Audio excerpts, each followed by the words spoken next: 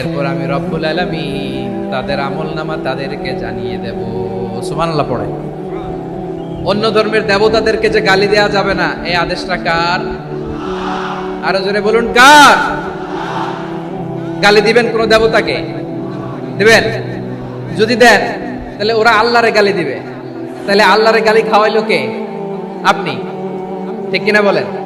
আমি আল্লাহকে গালি খাওয়ানোর কারণ হলাম, কারণ আমি যদি গালি না দিতাম ওরা আমার রবকে গালি দিত না। আওয়াজ করে বলেন ঠিক কিনা? তাহলে প্রিয় ভাইয়েরা, ইসলাম আমাদেরকে শিখায়, সূরাতুল আনআমের 108 নম্বর আয়াত থেকে আমরা বুঝলাম কোন ধর্মকে ছোট করা যাবে না। অন্য ধর্মকে ছোট করা মানে ইসলামকে ছোট করা। অন্য ধর্মের দেবতাকে গালি দেওয়া মানে আল্লাহকে গালি খাওয়ানো। আওয়াজ করে বলেন ঠিক কিনা? খবরদার, এটা করা যাবে না। আর অন্য ধর্মের দেবতাকে যদি আপনি গালি দেন, ওরা ইসলাম থেকে দূরে সরে যাবে। যাও ইসলামের প্রতি আকৃষ্ট হয়েছিল আর কোনোদিন ইসলামের ধারে কাছে আসবে না। আওয়াজ করে বলেন ঠিক কিনা? গালি দিব না, বরং ইসলামের beauty, the beauty of Islam, ইসলামের সৌন্দর্যকে আমরা তুলে ধরব। আমরা যদি বিশ্বনবী সাল্লাল্লাহু আলাইহি ওয়াসাল্লামের জীবনের দিকে তাকাই, তাহলে আমি দেখব বিষ্ণু ইসলাম মক্কাতে কিংবা মদিনাতে অন্য ধর্মের লোকদের সাথে খুব পিসফুলি লাইফ লিড করেছেন। হোক মুশরিক, হোক খ্রিস্টান, হোক ইহুদি, বিশ্বনবী সবার সাথে মিলেমিশে ছিলেন। আলহামদুলিল্লাহ বলেন। ইসলাম হচ্ছে পিসফুল রিলিজিয়ান। অন্য ধর্মের প্রতি সহনশীলতার সবক ইসলাম আমাদেরকে দেয়, কিন্তু প্রতিটি মুসলিমের এটা মনে রাখতে হবে, আল্লাহর কাছে পছন্দনীয় গ্রহণযোগ্য ধর্ম, জীবনাদর্শ একটি, সেটা হচ্ছে ইসলাম। আওয়াজ করে বলেন সেটা কি? লালমনিরহাটের ভাইয়েরা আওয়াজ করে বলুন, আল্লাহর কাছে মনোনীত ধর্ম একটি, সেটা কি? এজন্য রব্বুল আলামিন বলেন, ইন্নাদ দীনা ইনদাল্লাহিল ইসলাম, আল্লাহর কাছে মনোনীত গ্রহণযোগ্য অ্যাকসেপ্টেড ধর্ম মতাদর্শ একটা, সেটা হলো ইসলাম। ইসলাম ছাড়া অন্য কোন ধর্ম যদি কেউ তালাশ করে, তার ওই ধর্ম আল্লাহ গ্রহণ করবে না। ওমাইয়াবতাগি গায়রাল ইসলামি দীনান ফালাই ইউকবালা মিন ওয়া হুয়া ফিল আখিরাতি মিনাল খাসিরিন।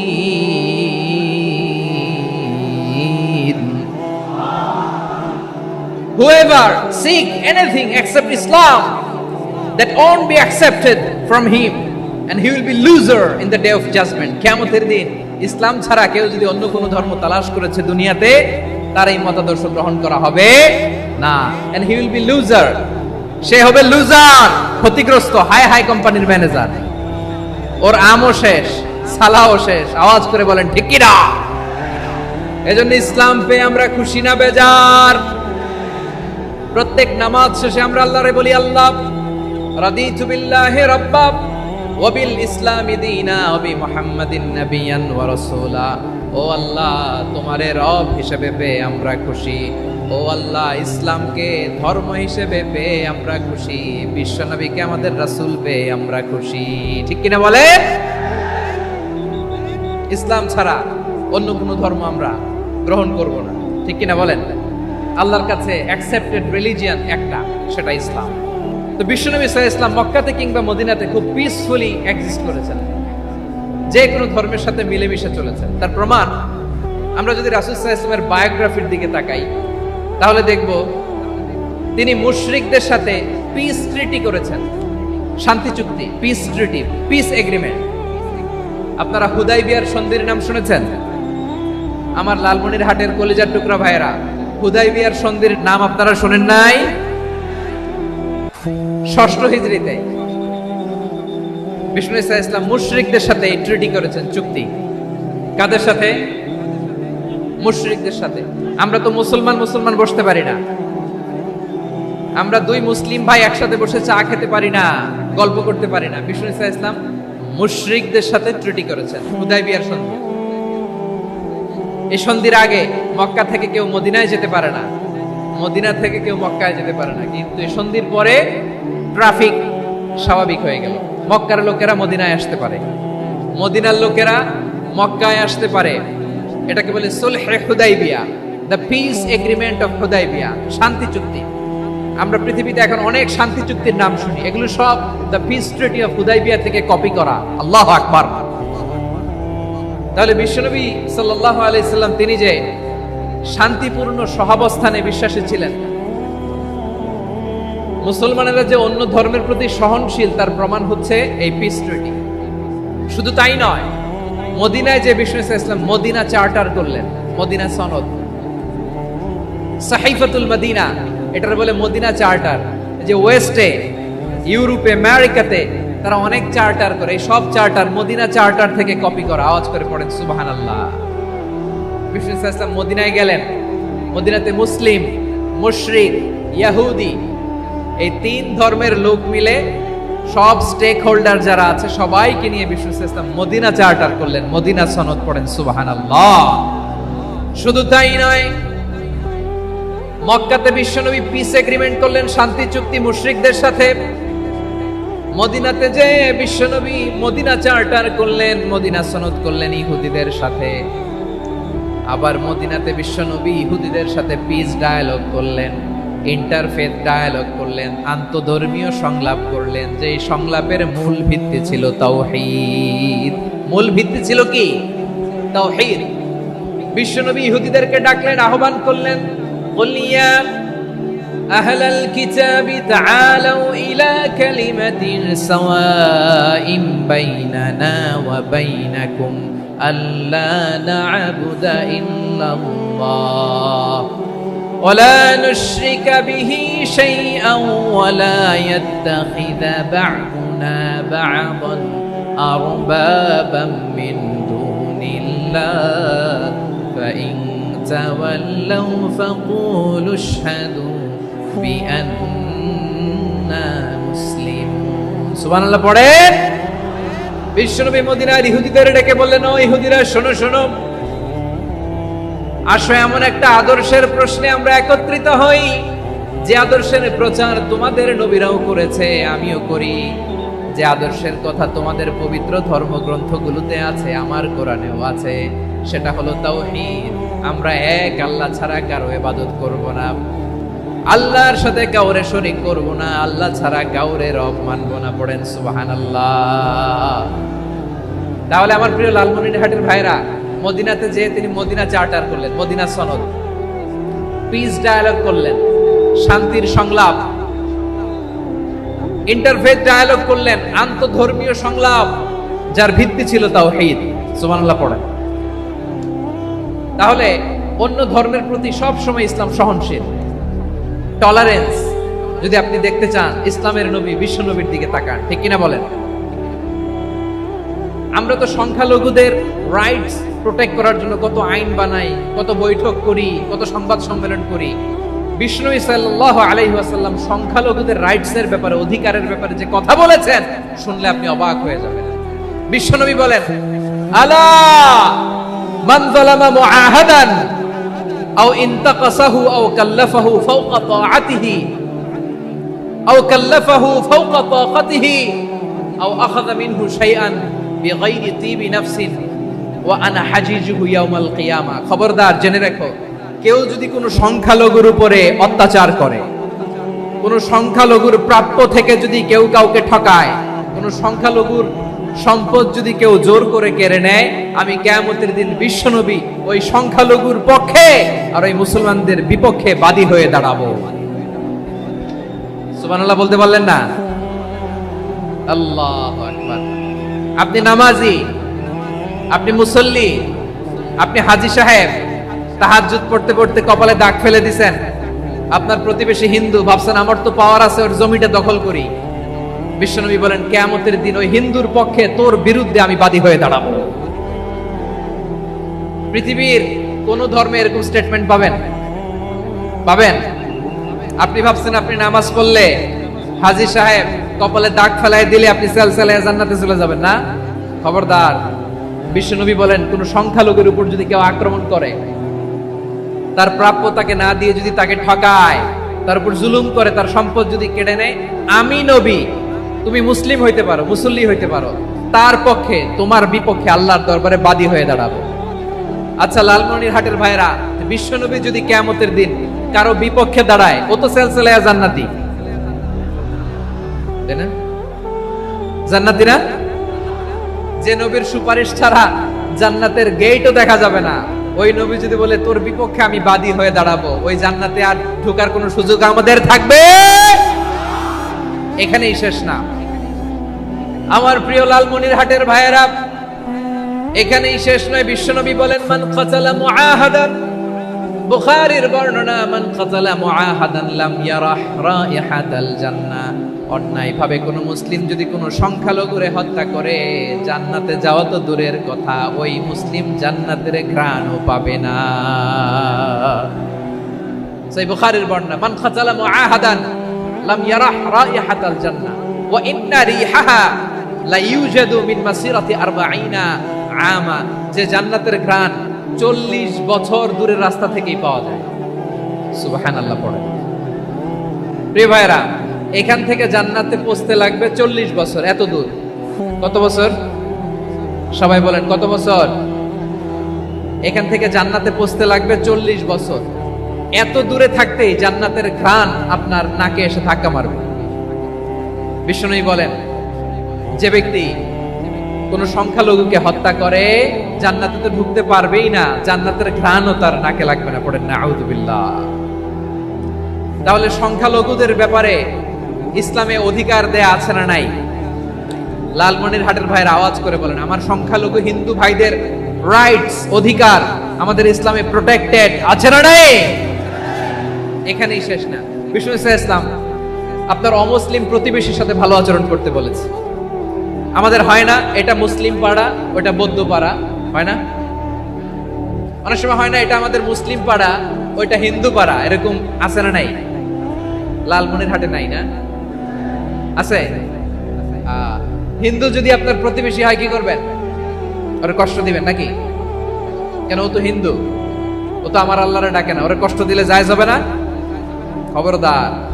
বিষ্ণু ইসলাম বলেন মান কানা ইউমিনু বিল্লাহ ওয়াল ইয়াউমিল আখির ফালিউকরিম জারাহ। যে আল্লাহ বিশ্বাস করে আর আখিরাতে বিশ্বাস করে সে যেন প্রতিবেশীর সাথে ভালো আচরণ করে। সুবহানাল্লাহ। কলিজা জুড়ায় যায় না আমার নবীর কথাগুলো শুনলে? যে আল্লাহ বিশ্বাস করে, যে আখিরাতে বিশ্বাস করে সে যেন প্রতিবেশীর সাথে ভালো আচরণ করে। এখানে বলছে মুসলিম প্রতিবেশী বলছে, নামাজি প্রতিবেশী বলছে, আল্লাহওয়ালা প্রতিবেশী বলছে না। প্রতিবেশী আস্তিক হোক নাস্তিক হোক, প্রতিবেশী মুমিন হোক মুশরিক হোক, প্রতিবেশী হইলেই তার সাথে ভালো আচরণের দরকার আছে না নাই? আমার প্রিয় লালমনিরহাটের ভাইয়েরা, বিষ্ণু ইসলাম ওনার ইহুদি প্রতিবেশীদের দেখাশোনা করতেন।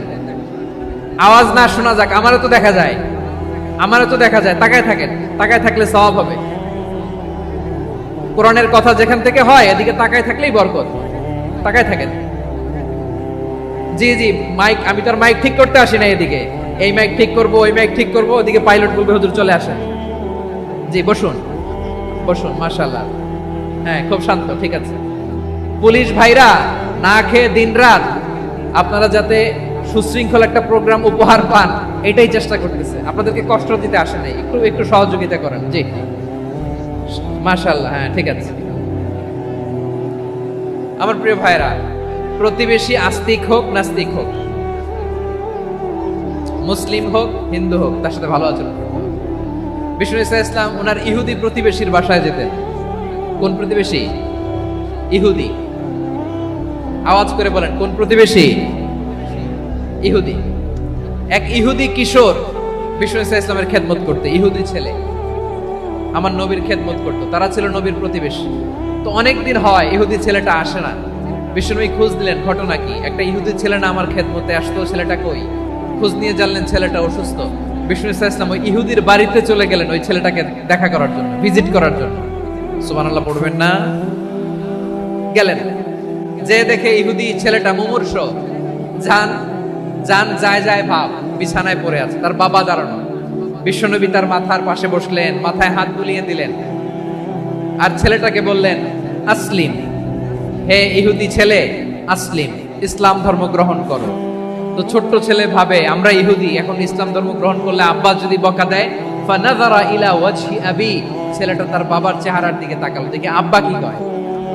আব্বা যদি বলে তাইলে ইসলাম ধর্ম গ্রহণ করো।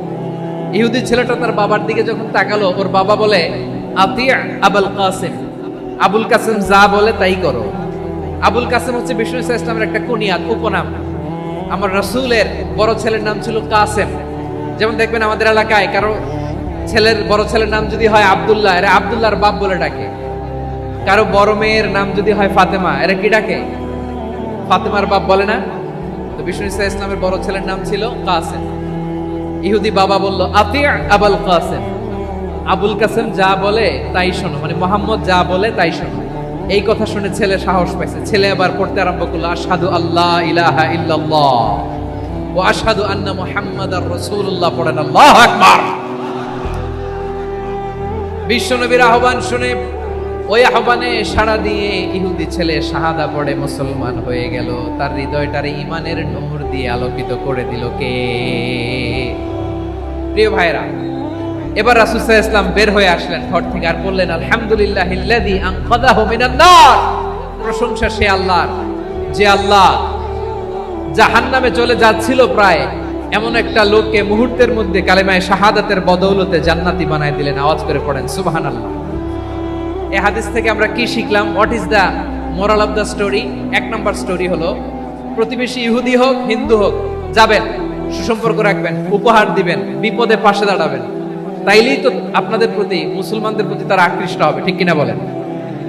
আপনি যদি হিন্দুদের সাথে বৌদ্ধদের সাথে নাই মিশেন, নাস্তিকের কাছে নাই যান, তো ইসলামের সৌন্দর্যটা ওরা বুঝবে কেমনে?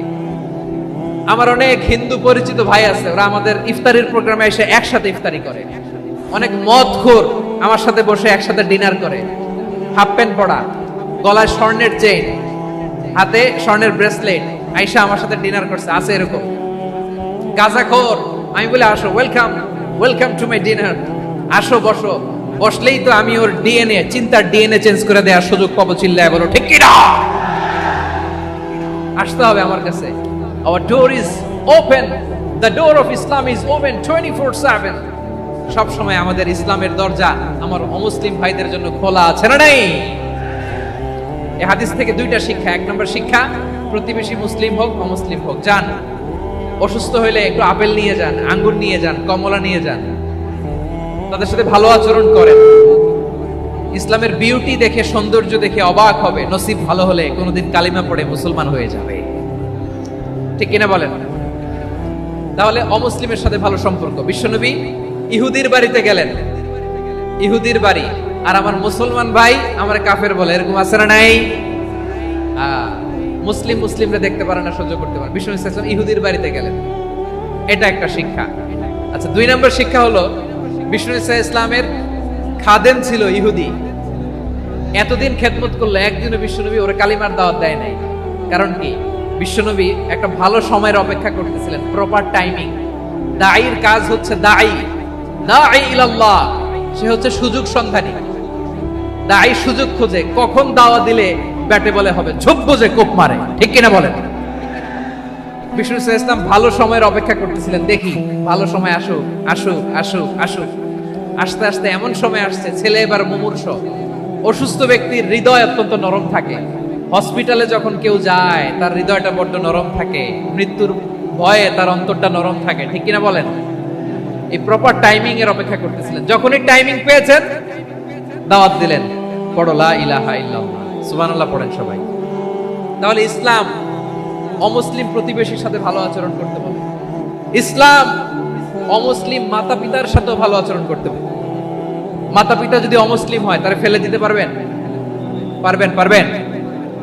আমার লালমনিরহাটের ভাইরা, অনেক হিন্দু ছেলে আমাদের হাতে শাহাদা পড়ে মুসলিম হয়, কিন্তু ওর মা মুসলমান হয় নাই, বাবাও হয় নাই, এরকম আছে না নাই? তো ও হয়েছে মুসলিম, মা বাপ হিন্দু, এখন মা বাপ কি বাদ? হ্যাঁ, মা বাপ বাদ দেয়া যাবে? যেই মা আপনারে 9 মাস 8 মাস পেটে ধারণ করলো, আপনার মায়ের নার ছেঁড়া ধন, আপনি ওই মারে বাদ দিতে পারবেন? যে মায়ের বুকের তাজা দুধ খেয়ে আপনি আজকে বাড়ন্ত তাজা তরতাজা, ওই মারে বাদ দেয়া যাবে? মায়ের এক ধারে দুধের দাম, কাটিয়া গায়ের চাম, পাপুষ বানাইলে ঋণের শোধ হবে না, এমন দরদি ভাবে কেউ হবে না আমার মা গো। ঠিক কিনা? মাকে তো বাদ দেওয়া যায় না। وَقَضَى رَبُّكَ أَلَّا تَعْبُدُوا إِلَّا إِيَّاهُ وَبِالْوَالِدَيْنِ إِحْسَانًا। আল্লাহ বলে অবধারিত দুইটা ভার্ডিক্ট তোমাদের জন্য, এক আল্লাহর ইবাদত করবা আর মা বাবার প্রতি ইহসান করবা। আদেশটা কার? মা বাবার প্রতি ইহসান করতে হবে। আমার মা হিন্দু হোক, ভালো আচরণ করতে হবে, বৌদ্ধ হোক, ভালো আচরণ করতে হবে। আমার যে সমস্ত হিন্দু ভাইয়েরা মুসলিম হয়েছে, তোমাদের মা বাবা এখনো মুসলমান হয়নি, তাদের সাথে ভালো আচরণ করতে হবে। খেদমত নিজে করতে হবে অথবা খেদমতের ব্যবস্থা করাই দিতে হবে। মান্থলি যে খরচ লাগে এটা দিতে হবে। আরে তুমি এখন মুসলিম, তোমার মা বাবা হিন্দু, এখনই তো সুযোগ ইসলামের সৌন্দর্য দেখানো। এখন মা বাবা যদি দেখে আরে এটা হিন্দু থাকতে তো বদমাইশ ছিল, বেয়াদব ছিল, কি এমন ধর্ম সে গ্রহণ করলো যেটা গ্রহণের সাথে সাথে সে পাল্টে গেল? কি এমন ধর্ম সে গ্রহণ করেছে যেটা তার জীবনকে আলোকিত করে দিয়েছে? নসিব ভালো হইলে তারাও কালিমা পড়ে মুসলমান হয়ে যাবে। বিষ্ণু ইসলামের স্ত্রীর নাম ছিল আয়েশা রাদিয়াল্লাহু তাআলা আনহা, আবু বকর রাদিয়াল্লাহু তাআলা আনহুর মেয়ে। আবু বকর রাদিয়াল্লাহু তাআলা আনহুর আরেক মেয়ের নাম হচ্ছে আসমা। কি নাম? দুজনই আবু বকর রাদিয়াল্লাহু তাআলা আনহুর মেয়ে, আসমা আর আয়েশা। নাম দুটো কেমন লাগে? আসমা নামটা কেমন লাগে? আয়েশা নামটা কেমন লাগে?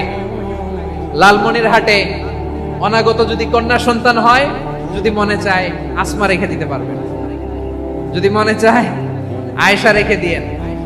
দেশে বিদেশে এয়ারপোর্টে রাস্তা ঘাটে শুধু বলে হুজুর একটা নাম দেন, আমার ছেলের একটা নাম দেন, মেয়ের একটা নাম দেন। তো আমার মনে আছে যশোরের আবদিনের মাহফিলে আমি একটা দুটা নাম দিয়েছিলাম।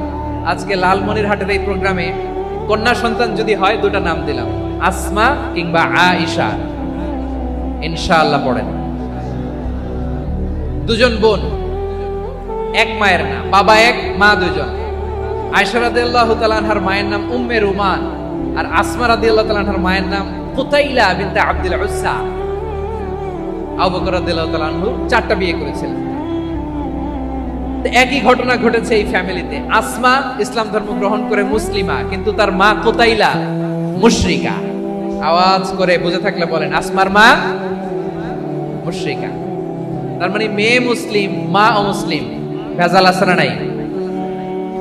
কিন্তু কুতাইলা আর ধৈর্য ধারণ করতে পারে না। নার ছেড়া ধন, কলিজার টুকরা ধন, কলিজার টুকরা সন্তান। আসমারে দেখতে বড্ড মন চায়। সাইয়েদনা আসমা রাদিয়াল্লাহু তাআলা আনহা মক্কা থেকে হিজরত করে মদিনায় চলে গেলেন। হুদাইবিয়ার পর যখন মক্কা মদিনার ট্রাফিক স্বাভাবিক হলো, মক্কার লোক মদিনায় যায়, মদিনার লোক মক্কায় আসে। কুতাইলা কলিজার টুকরা সন্তান আসমারে দেখার জন্য কিছু উপহার নিয়ে বিশাল মরু পথ পাড়ি দিয়ে মক্কা থেকে মদিনায় যায়। সুবহানাল্লাহ বলেন। এখন মা আসছে মেয়ের সাথে দেখা করতে, মেয়ে তো আর দেখা দেয় না। মেয়ে ভাবছে আমার মা তো মুশরিকা, অপবিত্রা, তার সাথে কি দেখা দেয়া যাবে? বিশ্ব নবীর দরবারে চলে গেলেন। সুবহানাল্লাহ বলেন। কি সৌভাগ্যবান ছিল তারা, মাসলা জানার দরকার হলেই নবীর দরবারে চলে যেত। ঘরে বউয়ের সাথে ঝগড়া হলে নবীর দরবারে চলে যেত। অনেক সাহাবী বলে আমার পেটে ক্ষুধা লাগলো আমি নবীর কাছে চলে যেতাম, কারণ নবীর চেহারার দিকে তাকালেই আমার পেটের ক্ষুধা মিটে যেত। সাইয়েদনা আসমা রাদিয়াল্লাহু তাআলা আনহা বিশ্ব নবীর কাছে চলে গেলেন, যে বললেন ইয়া রাসূলুল্লাহ ইয়া হাবিবাল্লাহ ইন্না উম্মি কাদিমাতুন ইলাইয়া ওয়া হিয়া রাগিবা। আমার মা মক্কা থেকে অনেক দূর মরুর পথ পাড়ি দিয়ে উপহার সামগ্রী নিয়ে মদিনায় আমার সাথে দেখা করতে এসেছে গো নবী। আমার জানতে বড্ড ইচ্ছে হয় আমি আমার মুশরিকা মায়ের সাথে একটু দেখা করতে পারবো কিনা। আফা আসিলুহা, আগে যেমনি আমি আমার মায়ের সাথে ভালো আচরণ করতাম, যেমনি আমি আমার মায়ের সাথে সদাচরণ করতাম গো নবী, এখন আমি মুসলিমা মা মুশরিকা, এখনো কি আগের মতো সদাচরণ করতে পারবো নাকি? বিশ্বনবী বললেন নাম সিলিহা, হ্যাঁ রে আসমা, অবশ্যই অবশ্যই, আগে ঠিক যেমন তুমি তোমার মায়ের সাথে ভালো আচরণ করতে, এখনো তেমনি আগের মতো ভালো আচরণ করবা। আওয়াজ করে পড়েন সুবহানাল্লাহ। কি ইসলাম আমরা পেয়েছি! কত ব্রড মাইন্ডেড আমাদের ইসলাম, কত ওপেন মাইন্ডেড ইসলাম, কত ওপেন আপ করতে পারে, চিন্তা করতে পারেন।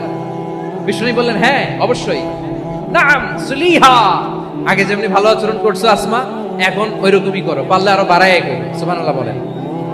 তাহলে আমার যে হিন্দু ভাইয়েরা, হিন্দু বোনেরা, ইমানের বদৌলতে দৌলতে আপনি ধন্য হয়েছেন, আপনার আম্মা আব্বা এখনো মুসলমান হয় নাই, তাদের জন্য দোয়া করেন, তাদের জন্য দোয়া করেন, আল্লাহ যেন তাদেরকেও ইমানের দৌলত দান করে। আমরা সবাই পড়ি আমিন, আরো জোরে পড়েন আমিন। এখন বলেন, ইসলাম কি ন্যারো মাইন্ডেড রিলিজিয়ান না ব্রড মাইন্ডেড? লালমনিরহাটের যুবক ভাইরা আওয়াজ করো, ইসলাম কি ন্যারো মাইন্ডেড না ব্রড মাইন্ডেড? কতটা ব্রড মাইন্ডেড দেখেন, বিশ্বনবী সাল্লাল্লাহু আলাইহি সাল্লাম অমুসলিমরা যদি নবীকে উপহার দিত, ওই উপহারও বিশ্বনবী গ্রহণ করতেন। সুবহানাল্লাহ পড়েন। আপনার অমুসলিম বন্ধু যদি উপহার দেয়, সেটাও আপনি নিতে পারবেন, যেটা নেওয়া যায়। কিন্তু আপনার বন্ধু যদি আপনার মদের বোতল দেয়, নিতে পারবেন? হ্যাঁ, মদের বোতল দিলে পারবেন। আপনার বন্ধু যদি আপনার পর্ক দেয়, পর্ক, শুকরের গোশত মিশ্রিত কোনো খাবার, ওটা নিতে পারবেন না। হালাল যে কোনো জিনিস নিতে পারবেন। বিশ্বনবী সাল্লাল্লাহু আলাইহি ওয়াসাল্লাম অমুসলিমদের দেয়া হাদিয়া গ্রহণ করতেন। কেমন নবী ছিলেন? আমার নবীরে চিনে নেন, আমার নবীর অ্যাটিটিউড জেনে নেন। বিশ্বনবী সাল্লাল্লাহু আলাইহি ওয়াসাল্লাম যখন কোনো জনপদে যেতেন, 3টা অপশন নিয়ে যেতেন। প্রিয় ভাইয়ের আওয়াজ করে বলতে হবে, কোন জনপদে গেলে আমার নবীর অপশন থাকতো কয়টা? আমার মতো 3 আঙ্গুল উঁচু করে দেখান আর বলুন, আমার নবী কোন জনপদে গেলে কয়টা অপশন নিয়ে যেতেন? 1 নাম্বার অপশন আসলিম তাসলাম। নতুন এলাকায় গেলে বলতেন আসলিম তাসলাম, ইসলাম ধর্ম গ্রহণ করো, শান্তিতে থাকবা, আমার ভাই হয়ে যাবো, আমরা ভাই ভাই, ইসলাম মানো, আমরা ভাই ভাই। অপশন নাম্বার কত? 1। যদি বলে না ইসলাম মানবো না, ওকে, অপশন নাম্বার 2, মুসলিম হওয়ার দরকার নাই, লা ইকরাহা ফিদ্দিন, ইসলামে কোনো বাড়াবাড়ি নাই। খ্রিস্টান আছো থাকো, বৌদ্ধ আছো থাকো, ইহুদি থাকতে চাও থাকো, কিন্তু আমরা যেহেতু রিজিওনাল সুপার পাওয়ার, আমাদের আন্ডারে থাকো, ট্যাক্স দিয়া থাকো, এটার বলে জিজিয়া। আলেম যারা আছেন বুঝবেন, এটার আরবিতে কি বলে? জিজিয়া। You pay us the tax, we will give you the security. তোমরা ট্যাক্স দিবা, আমরা সিকিউরিটি দিব, আমাদের আওতায় থাকবা, কেউ তোমাদেরকে আক্রমণ করতে পারবে না, আমরা নিরাপত্তা দিব। সুবহানাল্লাহ বলেন। এটা অপশন নাম্বার কত? আচ্ছা, বুঝে থাকলে বলেন, 1 নাম্বার অপশন কি ছিল? ইসলাম। ইসলাম মানো, শান্তিতে থাকবা, ভাই ভাই, আমরা ভাই ভাই। অপশন নাম্বার 2, ট্যাক্স দাও, আমরা নিরাপত্তা দিব, মুসলিম হওয়া লাগবে না। এখন 1 নাম্বারও মানে না, 2 নাম্বারও মানে না, মুসলিম হবো না, ভালো, খ্রিস্টান থাকো, ট্যাক্স দাও, আমরা সিকিউরিটি দিব না, এটাও মানি না। বিষ্ণু বলেন, তাহলে তলোয়ার আমাদের আর তোমাদের মাঝে ফয়সালা করবে। মুসলিমও হবা না, ট্যাক্স দিবা, নিরাপত্তা দিব, আমরা সুপার পাওয়ার, আমাদের আন্ডারে থাকবে, এটাও না, তাহলে তোমাদেরকে তো আমরা বিশ্বাস করতে পারি না, কখন না কখন বিশ্বাসঘাতকতা করো, কার সাথে মিলে হাত মিলাও, তলোয়ার আমাদের মাঝে ফয়সালা করবে। তখন তিনি জেহাদের সশস্ত্র সংগ্রামের ঘোষণা দিতেন। সুবহানাল্লাহ পড়েন। দেখেন, পশ্চিমারা জেহাদকে এইভাবে চিত্রায়িত করে না। ওরা জেহাদ বলতে বোঝায় তলোয়ার, হাত কাটো, গলা কাটো না। জেহাদ সশস্ত্র সংগ্রাম 3 নম্বরে। অধিকাংশ ক্ষেত্রেই বিশ্বনবীর সুন্দর আচরণ দেখে, আরে আমার নবীর যে নুরানি চেহারা, অনেকে তো কেবল সিরেফ চেহারাটা দেখেই কালিমা পড়ে মুসলমান হয়ে গিয়েছে। যারা মুসলিম হয় নাই, তারা তাদের ইসলামী বলবৎ ছিল, ট্যাক্স দিয়ে ইসলামের আন্ডারে ছিল। যারা এটাও মানে নাই, ওইটাও মানে নাই, তাদের বিরুদ্ধে জেহাদ। বিষ্ণু ইসলাম 7ম হিজরিতে যখন খায়বার বিজয়ের পরে ইসলাম রিজিওনাল সুপার পাওয়ার হিসেবে আত্মপ্রকাশ করলো, বিশ্বনবী চিঠি লিখলেন অন্যান্য সুপার পাওয়ারের কাছে, রাষ্ট্রীয় চিঠি লেখে এক রাষ্ট্রপ্রধান আরেক রাষ্ট্রপ্রধানের কাছে। ঠিক কিনা বলেন? জানেন না আপনারা? এই যে 24-এর ছাত্র নাগরিক অভ্যুত্থানে, এই অভ্যুত্থান যখন শুরু হয়, আমি তখন সাউথ আফ্রিকাতে, একটা স্ট্যাটাস দিয়েছিলাম, গোটা নয় গোটা দেশ সংস্কার করা লাগবে। শুধু বাংলাদেশ নয়, সারা বিশ্বের বাংলা ভাষাভাষী লোকেরা এই আন্দোলনের সাথে সমর্থন তারা করেছে, এটাকে সাপোর্ট করেছে, তারা সমর্থন দিয়েছে। আমাদের ইউনাইটেড আরব আমিরাতের বাংলাদেশি ভাইয়েরা, তারা সেখানে রাস্তায় নেমে এসেছিল, জানেন? ওইখানে ডেমনস্ট্রেশন করা যায় না, সেখানকার সরকার তাদেরকে যাবজ্জীবন দিয়েছিল। তখন আমাদের এই যে প্রধান উপদেষ্টা ডক্টর মোহাম্মদ ইউনূস সরাসরি G2G বলে, এটারে G2G, government to government, G2G, উনি চিঠি লিখলেন যে তাদেরকে ইউর হাইনেস, হে সম্মানিত আমির, আপনি আমার এই চিঠির কারণে আমার সম্মানে এই 53 জন বাংলাদেশিকে মাফ করে দেন। এই চিঠির বদৌলতে বেকসুর খালাস পেয়ে গিয়েছিল আমাদের ভাইরা, জানেন না এই ঘটনা আপনারা? তাহলে গভর্নমেন্ট টু গভর্নমেন্ট চিঠি দেওয়া হয়। সপ্তম হিজরিতে বিষ্ণু ইসলাম সব সুপার পাওয়ারের কাছে চিঠি দিলেন, রোমান সম্রাটের কাছে, পারস্য অধিপতির কাছে, মিশরের অধিপতির কাছে, সবার কাছে চিঠি লিখলেন। চিঠির ভাষা ছিল এরকম, মিন মুহাম্মাদিন রাসূলিল্লাহ ইলা মুকাওকিস আযীমিল কিবত, মুহাম্মদ রাসূলুল্লাহর পক্ষ থেকে মিশরের বাদশার কাছে, আসলিম তাসলাম, ইসলাম মানো শান্তিতে থাকবা, সালামুন আলা মান ইত্তাবাআল হুদা, শান্তি তার জন্য যে হেদায়েতের অনুসরণ করে। সুবহানাল্লাহ পড়েন। এই চিঠি অনেকে ভালোভাবে রিসিভ করেছে, অনেকে এই চিঠি পাওয়ার পরে নবীর কাছে আবার ইন রিটার্ন উপহার পাঠিয়েছে। কি পাঠিয়েছে? উপহার। মিশরের বাদশা মুকাওকিস তিনি বিশ্বনবীকে বিশাল এক উপহারের ডালি পাঠিয়েছেন। মিশরের বাদশা মুকাওকিস ছিলেন ধর্মে খ্রিস্টান। লালমনিরহাটের ভাইরা আওয়াজ করে বলেন, মিশরের বাদশা ধর্মে কি ছিল? খ্রিস্টান। কি উপহার দিয়েছিল আমার নবীকে? শুনতে মনে চায়? আওয়াজ নাই লালমনিরহাটের গলায়, শুনতে মনে চায়? 1000 স্বর্ণ মুদ্রা, 1000 স্বর্ণ, 2টা খ্রিস্টান দাসী, একজনের নাম মারিয়া বিনতে শামউন আল কিবতিয়া, আরেকজনের নাম সিরিন বিনতে শামউন আল কিবতিয়া। একজন খ্রিস্টান দাস 20 থান কাপড় জামা বানানোর জন্য, আমরা নবী যেন সেলাই করে জামা বানাতে পারে এজন্য 20 থান কাপড়, 20 থান ফাইন গার্মেন্ট। সুবহানাল্লাহ পড়বেন না?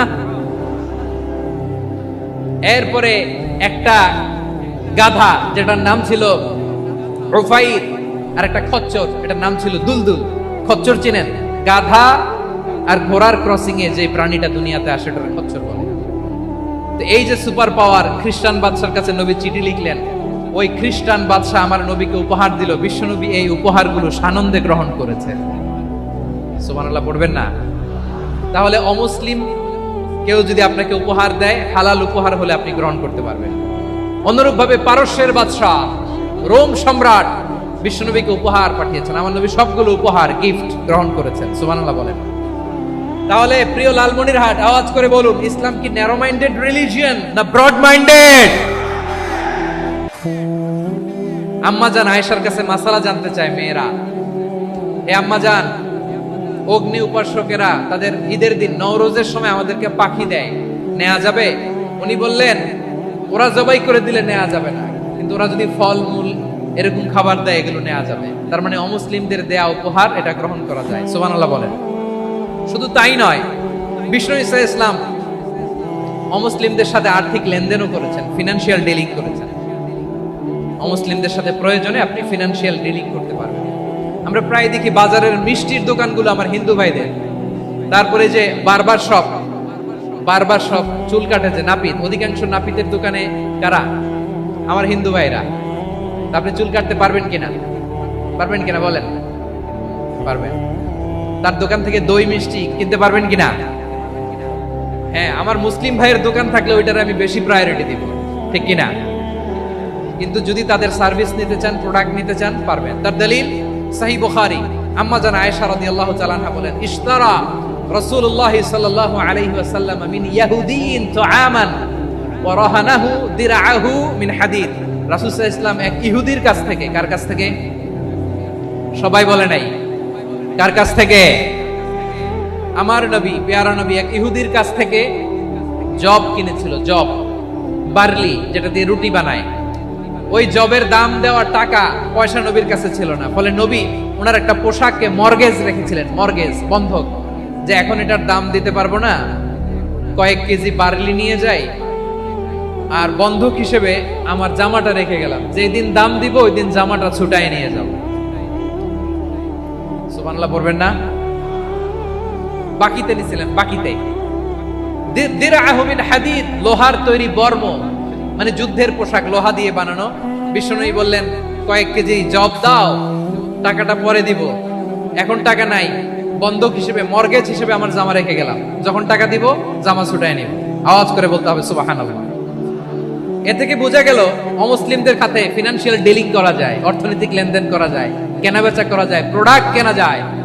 এমনকি আমাদের মসজিদে নববীতে বারান্দায় আপনারা একটা অটোমেটিক ফ্লাইং আমব্রেলা দেখছেন?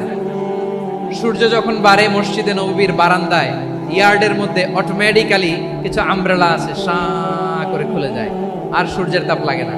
আবার সন্ধ্যাবেলায় এই আমব্রেলাগুলো ওরা ক্লোজ করে ফেলে, দেখেন নাই না? দেখছেন? এই মসজিদে নববীকে সর্বোচ্চ উন্নত মানের কনস্ট্রাকশন ইনফ্রাস্ট্রাকচারে ডেভেলপ করার জন্য কর্তৃপক্ষ কিছু অমুসলিম ইঞ্জিনিয়ারের, ডিজাইনারের সহায়তা নিয়েছিল। সুবহানাল্লাহ বলেন। কোন দলিলের ভিত্তিতে? এই দলিলের ভিত্তিতে যে বিষ্ণু ঈসা ইসলাম অমুসলিমদের সাথেও লেনদেন করেছেন। আওয়াজ করে বলতে হবে আল্লাহু আকবার। শুধু তাই নয়, ইন কেস অফ ইমার্জেন্সি, প্রয়োজনে ইসলামের খাতিরে ইসলামকে সামনের দিকে এগিয়ে নিয়ে যাওয়ার জন্য অমুসলিমদের সাপোর্ট নেওয়া জায়েজ আছে। সুবহানাল্লাহ বলেন। অমুসলিমদের সাপোর্ট নেয়া, তাদের থেকে অর্থ নেয়া, পলিটিক্যাল সাপোর্ট, পলিটিক্যাল অ্যাসাইলাম নেওয়া জায়েজ আছে। আমাদের অনেক বিশ্ববরেণ্য দায়ীরা আমেরিকায় অস্থায়ীভাবে অ্যাসাইলাম নিয়ে থাকে, নিজের দেশে গেলে ফাঁসিতে ঝুলাই দিবে। যুগ যুগ ধরে দায়ীদের উপর এরকম অত্যাচার আর নির্যাতন আছে না নাই? মিশরের অনেক দায়ীরা পাশ্চাত্যে যেয়ে থাকে, এই যে তারা পলিটিক্যাল অ্যাসাইলাম নিয়ে থাকে, রাজনৈতিক আশ্রয়, এটা জায়েজ আছে না? এটা যে জায়েজ আছে তার প্রমাণ স্বয়ং বিশ্বনবী সাল্লাল্লাহু আলাইহি ওয়াসাল্লাম পলিটিক্যাল সাপোর্ট নিয়েছিলেন অমুসলিমদের কাছ থেকে। সুবহানাল্লাহ বলেন। খুব মজাদার একটা ঘটনা, শুনবেন? আপনাদের আগ্রহ দেখে তো মনে হয় না শোনার ইচ্ছা আছে। আছে আছে আমার ভাইরা, বিশ্বনবীর বয়স তখন প্রায় 51 বছর। কত বছর? বিশ্বনবীর সবচেয়ে কাছের মানুষ খাদিজা রাদিয়াল্লাহু তাআলা আনহা ইন্তেকাল করেছেন। বিশ্বনবী বড্ড কষ্ট পেলেন, হৃদয়টা ভেঙে খান খান। যিনি ঘরের ভেতরে বিশ্বনবীকে সান্ত্বনা দিতেন, ভালোবাসা দিতেন, বাইরে গেলে কুরাইশরা বকাঝকা করে, অত্যাচার করে, কিন্তু আম্মাজান খাদিজা রাদিয়াল্লাহু তাআলা আনহা ঘরটারে এমন শান্তির নীড় বানায় রেখেছেন, এই ঘরের ভিতরে ঢুকলে বিশ্বনবীর কলিজাটা ঠান্ডা হয়ে যেত। এজন্য রব্বুল আলামিন বলেন, খাদিজা, ও আমার বান্দি খাদিজা, জান্নাতে এমন স্পেশাল একটা ঘর আমি তোমার জন্য রেডি করে রেখেছি। ওই ঘরের মধ্যে কোনো আওয়াজ নাই, ওই ঘরের মধ্যে কোনো নয়েজ নাই, ওই ঘরে কোনো বিশৃঙ্খলা নাই। কারণ মক্কার জমিনে আমার নবী কুরাইশদের বিশৃঙ্খলা, নয়েজ আর ঝামেলাগুলোকে উপেক্ষা করে যখন তোমার ঘরের ভিতরে ঢুকতো, ঘরটারে তুমি শান্তির নীড়, ঠান্ডা, নীরব, নিস্তব্ধ, নিঝুম আর শান্তির নীড় বানিয়ে রেখেছো। এজন্য জান্নাতে স্পেশাল একটা শান্তির নীড় আমি তোমারে উপহার দেব। ওই প্রিয়তমা স্ত্রী খাদিজা ইন্তেকাল করলেন, বিশ্বনবীর হৃদয় ভেঙে খান খান। আবার ওনার চাচা আবু তালেব ইন্তেকাল করলেন, যিনি পলিটিক্যাল শেল্টার দিতেন নবীকে। কে দিতেন? আবু তালেবের ভয়ে, বিশ্বনবীর এই চাচার ভয়ে কোনো মুশরিক নবীর গায়ে হাত দেওয়ার সাহস পায় নাই। এখন স্ত্রীও নাই, চাচাও নাই, নবীকে আশ্রয় দেওয়ার কেউ নাই, নবীর চারদিকে অন্ধকার। নবী এখন কই যাবেন? আমার পেয়ারা নবী নতুন স্টেশন খুঁজতেছেন, নতুন দাওয়াতি প্ল্যাটফর্ম খুঁজতেছেন। তিনি যায়েদ বিন হারেসা রাদিয়াল্লাহু তাআলা আনহুকে নিয়ে মক্কার পাশের একটা নেইবরিং সিটি তায়েফে চলে গেলেন। কোথায় চলে গেলেন? লালমনিরহাটের ভাইয়ের আওয়াজ করে বলেন, কোথায় গেলেন? তায়েফে চলে গেলেন দিনের দাওয়াত দেওয়ার জন্য। কি দেওয়ার জন্য? নাকি জমি কিনতে গেছিলেন? জমি কিনতে, দুনিয়ার যশ খ্যাতির জন্য, নিজের কোনো লাভের জন্য? তায়েফবাসীদেরকে জাহান্নামের আগুন থেকে বাঁচানোর জন্য। আওয়াজ করে বলতে হবে ঠিক কিনা? বিশ্বনবী বিশাল মরুপথ, পাহাড়ি পথ পাড়ি দিয়ে তায়েফের মরুজমিনে গেলেন কোরআনের দাওয়াত নিয়ে, ইমানের দাওয়াত নিয়ে। কিন্তু তায়েফের লোকেরা বিশ্বনবীর দাওয়াতকে শুধু প্রত্যাখ্যান করেই থামে নাই, তারা বিশ্বনবীর সাথে অত্যন্ত খারাপ আচরণ করেছে। বিশ্বনবীকে শারীরিকভাবে হেনস্থা করেছে, আমার নবীকে শারীরিকভাবে অত্যাচার করেছে, আমার পেয়ারা নবীর গায়ে পাথর মেরেছে, বিশ্বনবীর গা বেয়ে ঝরঝর করে রক্ত ঝরেছে, নবী জামিনের মধ্যে লুটিয়ে পড়েছেন, আবার মেরেছে, আবার নবী হাঁটতে শুরু করলেন, পেছন থেকে আবার মেরেছে, আবার নবী রক্তাক্ত হয়ে জামিনের মধ্যে লুটিয়ে পড়লেন, আবার মেরেছে।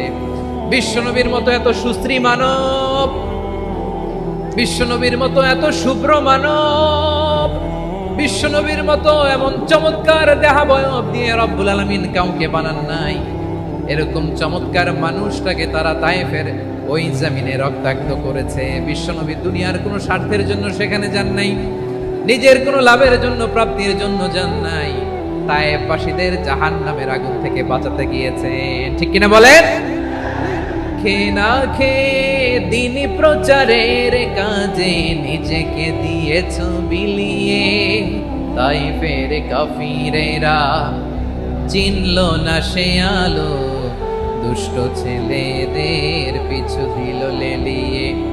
পাথরের আঘাতে ক্ষত বিক্ষত হয়ে সারা শরীর থেকে রক্ত ঝরে। হে রাসূল তোমাকে ভুলি আমি কেমন করে, হে রাসূল তোমাকে ভুলি আমি কেমন করে। পারেন না আপনারা? ধরুন আমার সাথে। হাজার ব্যথা বেদনার পরে ফিরে আসনি তুমি আপন ঘরে। দিনের আলো তুমি ছড়িয়ে দিতে চলে গেলে মদিনায় মক্কা ছেড়ে। হে রাসূল তোমাকে ভুলি আমি কেমন করে, হে রাসূল তোমাকে ভুলি আমি কেমন করে। ঠিক কিনা বলেন? প্রিয় ভাইরা, তায়েফের ছেলেরা নবীকে রক্তাক্ত করল। আমার নবী কই যাবে? কই যাবে? মক্কায় জায়গা নাই, তায়েফে জায়গা নাই। তায়েফ থেকে ভারাক্রান্ত মন নিয়ে আমার নবী মক্কায় ফিরে আসলেন। বিশ্ব নবী মক্কায় ঢুকতে পারেন না। মক্কার মরুভূমির দিকে তাকিয়ে, উপত্যকার দিকে তাকিয়ে বিশ্বনবী ধা ধা করে কাঁদেন, ঝরঝর করে। নবীর চেহারা মোবারক থেকে চোখের পানিগুলো বেয়ে বেয়ে পড়ে। আমার জন্মস্থান, আমার শৈশব, কৈশোর, যৌবন কেটেছে এই মক্কায়। আমার এলাকায় আমি ঢুকতে পারি না। বিশ্বনবী মক্কার অনতি দূরে দাঁড়িয়ে জায়েদকে পাঠালেন, জায়েদ যাও, দেখো কেউ আমাকে সাপোর্ট করার মতো আছে কিনা, যাও অমুকের কাছে যাও। জায়েদ গেলেন, তারাও প্রত্যাখ্যান করে ফিরিয়ে দেয়। বিশ্বনবী বললেন যাও অমুক লোকের কাছে যাও, তিনিও প্রত্যাখ্যান করে ফিরিয়ে দিলেন। কেউ বিশ্বনবীকে আশ্রয় দিতে রাজি হয় না। নিজ জন্মভূমিতে বিতাড়িত বিশ্বনবী সর্বশেষ বিশ্বনবী বললেন যাও মুতঈম ইবনে আদির ঘরে যাও। মুতঈম ইবনে আদি মুশরিক, তার কাছে যাও। গেলেন, মুতঈম ইবনে আদি রাজি হয়ে গেল। সুবহানাল্লাহ বলে। দেখেন, অনেক বিপদের সময়ও আমি নিজে সাক্ষী, সামাজিকভাবে, রাজনৈতিকভাবে কত ঝঞ্ঝা, কত ষড়যন্ত্র, কত কনস্পাইরেসি পাড়ি দিয়ে আমাদেরকে সামনে এগিয়ে যেতে হয়। এই শত্রুদের ভেতরেও একজনকে দাঁড় করিয়ে দেয় যে আল্লাহর কোরআনের জন্য রেডি হয়ে যায়। পড়েন সুবহানাল্লাহ। মুতঈম ইবনে আদি, আল্লাহ তার মনকে নরম করে দিলেন। মুতঈম বলে, মুহাম্মদ আমি তোমাকে আশ্রয় দিব। তার দুই ছেলেকে পাঠালেন, যাও খোলা তলোয়ার নিয়ে, স্কট দিয়ে, গার্ড অফ অনার দিয়ে মুহাম্মদকে মক্কায় ঢুকাও আর বলো আমি আমান দেব। আমান কি দিব? আমান মানে সিকিউরিটি, নিরাপত্তা। সিকিউরিটি ছাড়া, আমান দেওয়া ছাড়া কেউ থাকতে পারতো না মক্কায়। দুই ছেলে বিষ্ণু ইসা ইসলামকে নিয়ে আসলো। নবী কাবার চারদিকে তাওয়াফ করলেন, নামাজ পড়লেন। আবু জাহেল, উতবা, শাইবা, ওয়ালিদ ইবনে মুগীরা সবাই দেখে, কেউ কিছু করতে পারে না। কারণ মুতঈম ইবনে আদি ঘোষণা দিয়েছেন আমি মুহাম্মদকে আমান দিয়েছি, মুহাম্মদের গায়ে যেন কেউ স্পর্শ না করে। আওয়াজ করে পড়েন সুবহানাল্লাহ। নবীর এই বিপদ কালে মুহূর্তে মুতঈমের হৃদয়টারে নরম করে দিল কে? আচ্ছা লালমনিরহাটের ভাইয়েরা বলেন, এই মুতঈম কি মুসলিম ছিল না মুশরিক? সবাই বলতে হবে মুসলিম না মুশরিক? তাহলে মুশরিকের কাছ থেকে নবী পলিটিক্যাল অ্যাসাইলাম, আধুনিক রাষ্ট্রবিজ্ঞানের ভাষায় পলিটিক্যাল অ্যাসাইলাম, যেটাকে বলে রাজনৈতিক আশ্রয়, উনার আমান বা নিরাপত্তার এই ঘোষণায় তিনি মক্কায় ঢুকলেন। যতদিন নিরাপত্তা ছিল ছিলেন। মুতঈম যখন মারা গেল, বিষ্ণু ইসলাম হিজরত করে মদিনায় চলে গেলেন। সুবহানাল্লাহ। কিন্তু মুতঈম যে বিশ্বনবীর উপকার করছে এটা বিশ্বনবী ভুলে নাই। আমাদের অনেকে আছে উপকার করার পরে আর খেয়াল থাকে না, খাওয়ার পরে গলা দিয়ে নামলে আর খেয়াল থাকে না। এরকম আছে না নাই? আমার নবী ভুলে নাই। বদরের প্রান্তরে 70 জন কাফেরকে যখন বন্দী করে বিশ্বনবীর সামনে হাঁটু গেড়ে দাঁড় করানো হলো, বসানো হলো, 70 জন কাফের। কয়জন? বিশ্বনবী তাদের দিকে তাকিয়ে বললেন, সহিহ বুখারীর বর্ণনা, লাউ কানাল মুতঈম ইবনে আদি হাইয়ান সুম্মা কাল্লামানি হাউলাই নাতনা লা তারাকতুহুম লাহু। বদরের প্রান্তরে 70 জন বন্দী কাফিরের দিকে তাকিয়ে আমার নবী বললেন, আজকে মুতঈম ইবনে আদি যদি বেঁচে থাকতো আর তোমাদের 70 জনের ব্যাপারে যদি মুতঈম এক বাক্যে একটা সুপারিশ করত, তার সম্মানে আজকে তোদের সবাইকে আমি মাফ করে দিতাম। সুবহানাল্লাহ। নাই, বিশ্বনবী মুতঈমের এই সাহায্যের কথা বলে নাই। 70 জন মুশরিক হাঁটু গেড়ে বসা, নবী চাইলে এখনই এক্সিকিউশন অর্ডার দিতে পারে। তিনি বললেন, আজকে যদি মুতঈম বেঁচে থাকতো আর মুতঈম যদি তোদের জন্য সুপারিশ করতে, এই আবর্জনাগুলোর ব্যাপারে সুপারিশ করতে, আমি মুহূর্তেই তোদেরকে এমনি মাফ করে দিতাম। এবার বলেন, ইসলাম কি ন্যারো মাইন্ডেড না ব্রড মাইন্ডেড?